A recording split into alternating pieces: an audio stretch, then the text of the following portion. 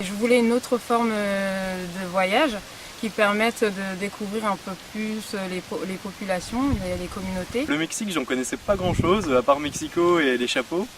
Et oui, donc du coup, j'ai découvert un peu leur activité et leur mode de vie.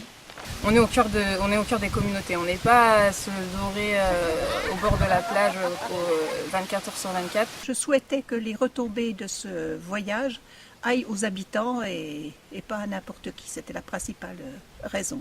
Ce voyage met en avant en fait, des villages qui restent encore très reculés et donc par conséquent on retrouve vraiment la culture du pays en elle-même. On s'est tout de suite situé la communauté, comment elle s'organise, et je pense que c'est le gros point fort du séjour. C'est vraiment la proximité avec les gens, les communautés qui nous accueillent, et on voit d'ailleurs que c'est une communauté, il y a un échange, et c'est vraiment ça le point fort pour moi. Alors je trouve qu'avec Balam, l'intégration au niveau des habitants de la communauté est très forte. Et ils ont su s'impliquer donc dans cette communauté et à la fois faut que ça perdure. Mon travail à côté d'un guide, c'est aussi de montrer la culture maya à les clients, mais en contact direct. C'est ça la chose qui les intéresse, parce qu'elle permet de vivre quelques jours avec les mayas, et c'est comme je pense que les touristes apprennent beaucoup de la culture maya.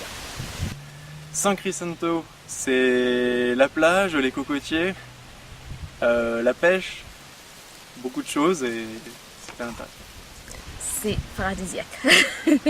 Avec la plage à côté, la pêche, pour la première fois j'ai fait la pêche, sérieusement c'est paradisiaque, c'est magnifique. La variété des découvertes proposées dans tous les domaines, culturels et de vacances aussi, puis la beauté du paysage. À Tekil, j'ai aimé la journée chez Anna.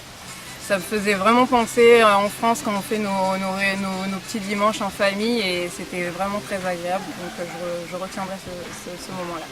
Enfin, je ne m'attendais pas du tout à ce que j'ai vu du coup lors de ce voyage. Dans chaque communauté, c'est clair qu'il y a eu beaucoup de monde qui m'ont marqué.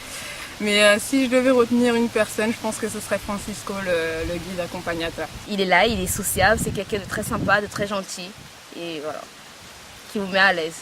Merci, Téléeste.